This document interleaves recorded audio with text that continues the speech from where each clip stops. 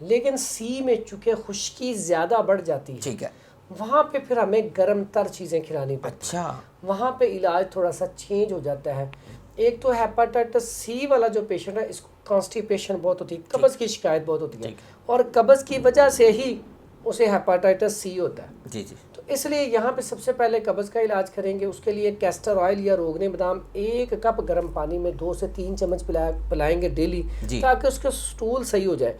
जब उसे पखाना सही आना शुरू हो जाए, फिर इसे मिकदार कम करते ठीक जाएंगे। है, उसके बाद इलाज क्या करेंगे, एक जो मैंने नुस्खा बताया था, एक तो वही इस्तेमाल जी, करवाएंगे जो मैंने अभी आपको बताया था, और मूली वाला नुस्खा भी वही इस्तेमाल करेंगे। ठीक है, जो सफ़ूफ है उसमें जो अभी हम जिक्र कर रहे थे, सना मक्की ठीक है, 80 ग्राम, और उसमें नशादर 30 ग्राम, सुंड 20 ग्राम और काली मिर्च 10 ग्राम, इसका फ़ाइन पाउडर करके इसके कैप्सूल भर लेंगे और सुबह और शाम ये कैप्सूल ठीक खिलाएंगे। है, बेहतरीन है। और इसके अलावा एक बहुत ज़बरदस्त नुस्खा है, दही लेके ना जी, आपने आंवला, भेड़ा और हरड़, ठीक है जी, इसको त्रिफला कहा जाता है, ओके ओके, इसके छिलके उतार के इसको कूट लें।